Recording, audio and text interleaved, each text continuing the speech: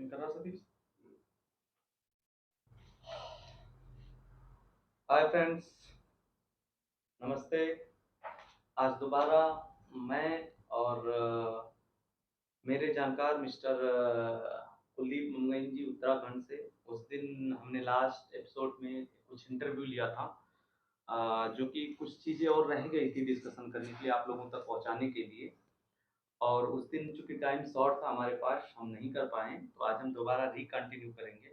हमारा पर्पज होता है इंटरव्यू करने का कि कुछ चीज़ें जनता तक पहुंचाएं, लोग सुने देखें। एटलीस्ट हमारा ऑब्जेक्ट है, हमारा उद्देश्य है कि ना 100% से 10% भी अगर लोग जागरूक होते हैं हमारे डिस्कशन से, तो हम समझेंगे ये हमारा अचीवमेंट है और जनता जागरूक हो रही है देश की।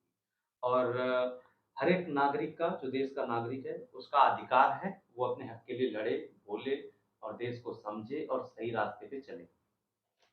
तो हमने लास्ट एपिसोड में अपने राजनीति पे डिस्कस किया। आज का हमारा पॉइंट्स होगा एजुकेशन, और एजुकेशन के बाद हम कुछ एंटरटेनमेंट के लिए आप लोगों के लिए कुछ संगीत भी, गीत संगीत पे भी बात करेंगे, जिससे आप उसका भी आनंद ले सकें और हमसे जुड़े रहें।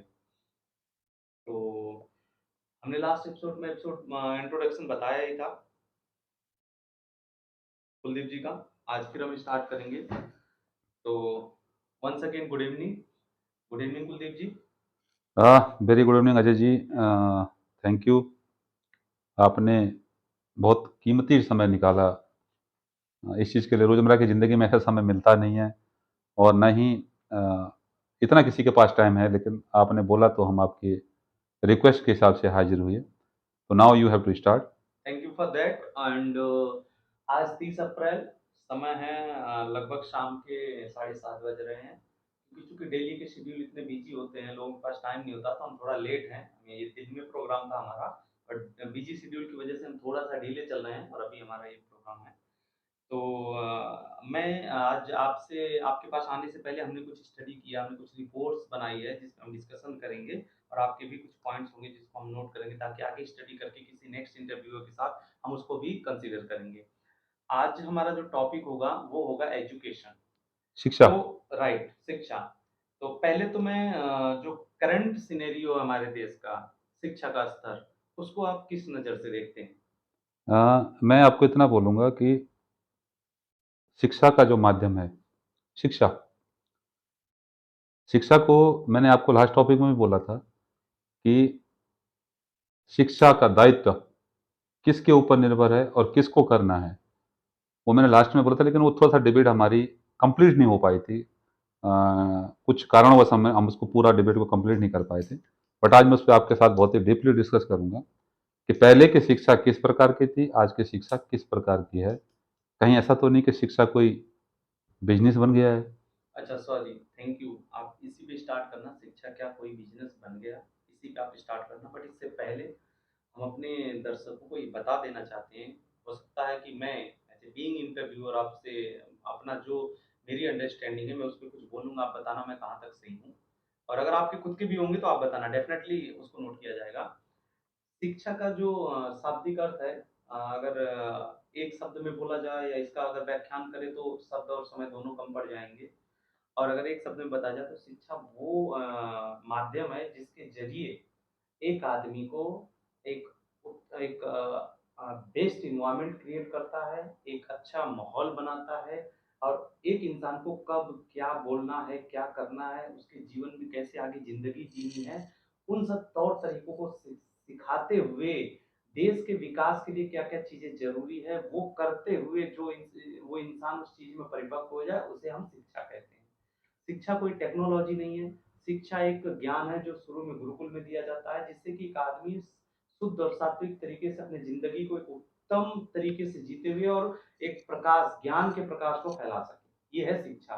लेकिन जैसा कि अभी सर ने बोला कि शिक्षा नाउ-अ-डेज़ इज़ अ बिज़नेस। तो अगेन हम उस टॉपिक पे आते हैं। तो शिक्षा का माध्यम यह है कि आप अपने लिए किए गए उचित कार्यों को समाज के माध्यम से प्रमाणित किए गए चीज़ों को आप जब करते हैं, वो एक शिक्षा है। तो आप कह रहे थे सर शिक्षा आज के समय बिज़नेस है। राइट। शिक्षा बहुत ही महत्वपूर्ण है। हुँ, बिना शिक्षा के आदमी का पर्सनल डेवलपमेंट नहीं हो सकता है, हुँ, सोशल डेवलपमेंट नहीं हो सकता है, उसके हुँ, हार व्यवहार रोज़मर्रा की ज़िंदगी में जो चीज़ें चल रही हैं, वो उनको नहीं कर सकता है। उसका पहला रीज़न मैं आपको बता दूँ कि शिक्षा क्यों ज़रूरी है? हुँ, फ़र्स्ट ऑफ ऑल कि शिक्षा ज़रूरी क्यों है? हुँ, स्वामी विवेकानंद जी ने कहा था हुँ, कि अगर आपने हुँ, एक बच्चे को अच्छे से पढ़ा लिया, हुँ, तो आपने एक स्कूल का निर्माण कर दिया है। हुँ, उनके व्याख्यान को जो उन्होंने अनुवाद किया था, जो भी उन्होंने अपने लॉजिक में उन्होंने जो चीज़ें कही हैं, अगर आप उनको डीपली जाके उन पे आप पढ़ो, उनको समझो, जानो कि उन्होंने क्या किया था। हुँ, क्योंकि वो भी एक आदमी थे। हुँ, स्वामी विवेकानंद पहले क्या थे, जब वो अपने गुरुजी से मिले, रामकृष्ण परमहंस से मिले, उसके बाद आपको पता है ये कहाँ गए, वो कहाँ उन्होंने जहाँ इंडिया को कोई जानता नहीं था, उस लॉजिक उस स्टेट में, उस देश में जाके उन्होंने शिक्षा के बारे में बोला। हुँ। उन्होंने भारत के बारे में बोला। राइट, वो हिस्ट्री विश्वविख्यात है। जीरो का को उन्होंने वो इम्पोर्टेंस दी थी, भारत के ग्रंथ को सबसे नीचे रखा गया था, जीरो बताया गया था। हाँ। उन्होंने जीरो के महत्व से भारत को सुपर बनाया था। और राइट। और दूसरी बात क्या है कि कुछ टाइम पीरियड के लिए वहाँ भेजे गए थे। हुँ, लेकिन जब लोगों ने उनके चीज़ों को समझा, उनकी थ्योरी को पढ़ा, उनके भाषण को सुना, हुँ, तो उन लोगों ने डिसाइड किया कि क्यों न इस आदमी को कुछ दिन के लिए यहीं और रोका जाए। राइट, तो शिक्षा के बिना आदमी का जीवन अधूरा है। जीवन अधूरा है। ओके, और सर शिक्षा राइट, एक चीज़ और ऐड करना चाहता हूँ, शिक्षा एक ऐसी चीज़ है, जो किसी भी गरीब-गुरबे को उसका हक दिला सकती है। राइट। वही एक ज़रिया है, दूसरा कोई ज़रिया नहीं है। वो ऐसा आज आज के टाइम पे कह सकते हैं he is the right weapon to achieve his goal. Yes, एक ऐसा एब्सोल्यूटली। हथियार है जिसके ज़रिए आदमी अपनी ज़िंदगी के सिद्धांतों को जीत जी सकता है। सकता है। राइट। ओके, सो अभी मैं अगर ज़्यादा घुमा-फिरा के बात ना करूँ, मैं पॉइंट पे आता हूँ। अगर आज के समय में इंडिया के एजुकेशन सिस्टम को अगर आपको मार्किंग देना हो, अगर मैं ये कहता हूँ कि 100 मार्क्स हैं इंडिया के एजुकेशन सिस्टम को, तो आप 100 में से कितना मार्क्स देंगे? देखो, 2 चीज़ें हैं यहाँ पे, 2 चीज़ें चल रही हैं। एक हकीकत वो है कि जो शिक्षा करने चाहते हैं, उनको उस टाइप नहीं, का सॉरी आप घुमा रहे हैं सर। मैं अभी आपको एक मार्किंग दिया हूँ। 100 में से आप कितना मार्क दोगे एजुकेशन? 70% 70 मीन्स थर्ट अभी now need to 30% development. Development करने की ज़रूरत है हाँ, उसपे। ठीक है, आप बताइए क्या अब कहना मैं है? ये कह रहा था कि जिन जिन लोगों को शिक्षा करनी है, उनको वो चीज़ें वहाँ पे नहीं मिल पा रही हैं। हुँ, पहला चीज़ मैं आपको बता दूँ, हुँ, शिक्षा का एनवायरनमेंट क्रिएट करना किसका काम था? मैंने आपको पहले भी बोला था, हुँ, शिक्षा, स्वास्थ्य, हुँ, रोड, हुँ, पानी हुँ, और लाइट, हुँ। ये 5 चीज़ें हमको हमारी सरकारों ने देनी थी। इसमें आपका योगदान नहीं है? क्यों नहीं है? हमारा भी योगदान है। तो फिर सारी चीज़ें हम सरकार पे कैसे डाल सुनिए, देंगे? सुनिए मैं आपको बताता हूँ। क्या हुआ है कि बहुत ही अचानक से शिक्षा में एक बदलाव हुआ है। हुँ, बदलाव कैसे हुआ है हुँ, कि आपने भी और हमने भी हुँ, कहीं न कहीं शिक्षा को लिया है। हुँ, और उस टाइम में शायद इतने ज़्यादा शिक्षा का पब्लिसिटी भी नहीं थी। हुँ, इतना बड़ा एडवर्टाइज़मेंट भी नहीं होता था कि आज तो अखबार में, न्यूज़पेपर भी आता था, तो उसके अंदर भी एक पम्पलेट होता है कि ये स्कूल ये कर रहा है, ये स्कूल ये कर रहा है, ये स्कूल ये कर रहा है। शिक्षा आज की डेट में इतनी कॉस्टली हो गई है कि हर आदमी उसको सर्वाइव नहीं कर अफ़ोर्ड सकता है, नहीं कर सकता। अफ़ोर्ड नहीं कर व्हाई? सकता है। उसका रीज़न मैं आपको बताऊँगा। अगर हमारी जो सरकारें थी, हुँ, ये जिन्होंने 70 साल राज किया, ये जो अभी 10 साल से हैं, हुँ, अगर उन पे वो काम करते, हुँ, उस टॉपिक पे काम करते, जैसे उन्होंने हर चीज़ का एक विकल्प ढूँढ लिया है। हुँ, विकल्प कैसे? हुँ, जब शिक्षा जिस स्कूल से मैं, मेरा बाप, मेरे भाई, मेरे सारे चीज़ पढ़े हुए हैं, हुँ, आज हमारे लिए वो स्कूल खराब हो गया है। हुँ, क्यों हो गया है? क्योंकि उसका विकल्प सामने हाज़िर हो गया है। अल्टरनेट मिल गया। अल्टरनेट उसका निकल गया है। निकल कैसे गया है कि आप एक मुश्त देके 24-25 हज़ार रुपए, ये जी ये तुम्हारा लड़के का ये फ़ीस है, ये तुम्हारी ये फ़ीस है, ये एनुअल फ़ीस है, ये फलाना फ़ीस है, ये फलाना फ़ीस है। तो फिर भी आदमी हुँ, मतलब ना मैनेज करके भी मैनेज कर रहा है कि किसी तरह से एक सोसाइटी में भी बना रहे कि हमारा लड़का। राइट, इसमें यही मेरा क्वेश्चन था। उसमें गलती सरकार की तो है ही है, डेफ़िनेटली उसमें कोई डाउट नहीं है, कोई क्वेश्चन नहीं है। बट इसमें हमारी भी गलती है। कैसे है? जैसे मैं बताना चाहता हूँ अभी एग्ज़ाम्पल्स। आपका बेटा गवर्नमेंट स्कूल में जा रहा है, मेरा बेटा आपका बेटा प्राइवेट स्कूल में जा रहा है, आपने 1 लाख रुपए फीस भरी, आप महीने का 10,000 रुपए फीस पे कर रहे हैं। मेरा बेटा वहीं बगल में सरकारी स्कूल में जा रहा है। हम और आप एक-दूसरे के पड़ोसी हैं। अब आपकी वाइफ़ 4 लोगों से कहती फिरेंगी कि अरे मेरा बेटा तो प्राइवेट में था, इनके पास तो पैसे नहीं बच्चे को पढ़ाने का।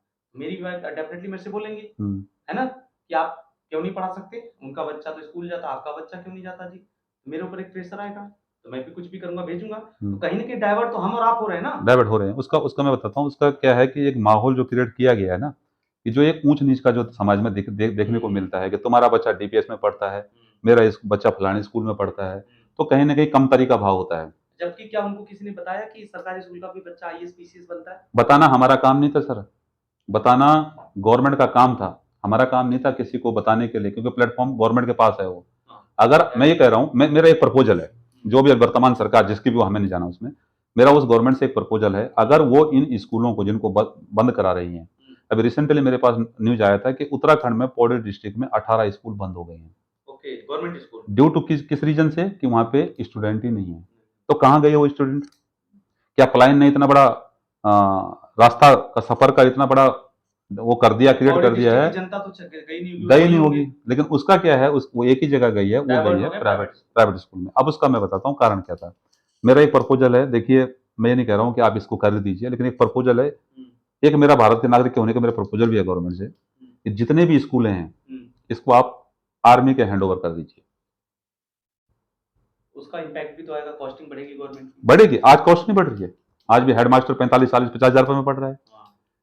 कॉस्ट की बात नहीं है, means you are trying to develop the discipline. Discipline. मैं क्या बोल रहा हूं कि अगर आर्मी के पास वो स्कूलें आज जाती हैं, तो सबसे पहली बात तो क्या है कि जो शिक्षाएं आपको, एक सेकंड सर, आपके टॉपिक बहुत बढ़िया है, इसको कंसीडर किया जाएगा और हम चाहते हैं कि ये बात हमारा जो ये डिस्कशन है गवर्नमेंट तक जाए, क्योंकि आज सबसे डिसिप्लिन्ड अगर डिपार्टमेंट माना जाता है तो डिफेंस माना जाता है, डिफेंस डिफेंस माना में जाता है। आर्मी मानी जाती है।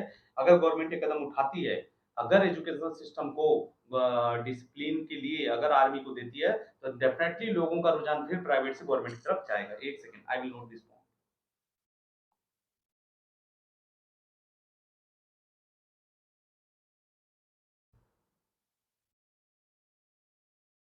Okay, noted sir. अब आपका क्वेश्चन आएगा कि गवर्नमेंट को क्यों देना चाहिए, उस गवर्नमेंट को आर्मी को क्यों देना चाहिए? नहीं, उसमें क्वेश्चन नहीं, क्योंकि अभी भी जो लोगों का ट्रस्ट है, क्योंकि अभी आम जनता भी ये जानती है, इसमें किसी को बताने की जरूरत नहीं कि आर्मी का जो डिफेंस का बंदा होता है वेल डिसिप्लिन होता है।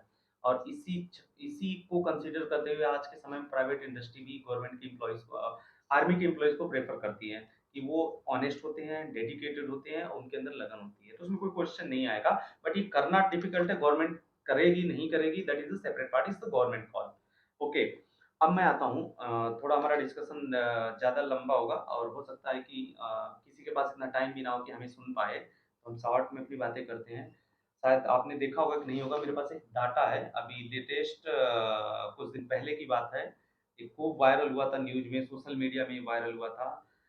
मैं स्टेट का नाम लेता हूँ, जो कि इंडिया को सबसे ज़्यादा आईएएस देने वाला स्टेट कहा जाता है, और भी बिहार। सबको पता है, बिहार। बिहार की घटना है, वहाँ सीएम स्टेज मंच पे बैठे हुए थे, उनके पूरे सभागढ़ थी, उनकी पूरी मिनिस्ट्री थी, और पोजीशन पार्टी में डिप्टी सीएम सीएम सब लोग बैठे हुए थे। उसमें एक बेटे को एक स्कूल, और सबसे अच्छी बात है कि मंच स्कूल का था, वहाँ से एक बच्चे को बोलने के लिए कहा गया कि बोलो बेटा, आपने, वो लड़का कुछ अच्छा परफॉर्म किया था स्कूल में, उसको बोलने के लिए मौका दिया गया। आई डोंट नो आपने वो वीडियो देखी है कि नहीं देखी। मैंने देखा था। हाँ, उस लड़के को बोलने का मौका दिया गया। हम्म। और ताज्जुब की बात है, बड़ी हैरानी की बात है कि वो बच्चा कोई और टॉपिक नहीं उठाया कि सीएम बैठे, उनकी तारीफ करूँ, अच्छा बोलूँ, ताकि सीएम का एडवर्टाइजमेंट हो जाए, प्रचार हो जाए, मुझे सीएम कुछ दे देंगे, मेरे घर वालों को कुछ अच्छा फायदा मिल जाएगा, कुछ नहीं सोचा। वो बच्चा बेझिझक एक बालक की तकलीफ, पीड़ा और एक गरीब परिवार का स्ट्रगल बताया एजुकेशन में, और एक तरीके से सरकार को तमाचा मारता रहा और सरकार मुस्कुराती रही उस स्टेज पे। और जबकि शायद 1% सेल्फ रिस्पेक्ट होता उस गवर्नमेंट में, उस बच्चे की बातों को सीरियस लेते, उसी दिन से शिक्षा पे काम करना स्टार्ट कर देती। तो अजय जी, मेरा क्वेश्चन, मैं वहीं शुरू में जो मैंने बोला था कि ये काम किसके थे, ये काम गवर्नमेंट के थे, क्यों वो बच्चा मंच से इन चीजों को बोल रहा है? क्योंकि वो क्या है, बच्चा क्या है, एक शार्प माइंड है। सर एक सेकेंड, अगर कमाल की बात है, सरकार तो हंस रही थी, अपनी नाकामियां दिखा रही थी, बेशर्मी दिखा रही थी, लेकिन उसमें बैठे हुए जेंटलमैन लोग तालियां बजा रहे थे।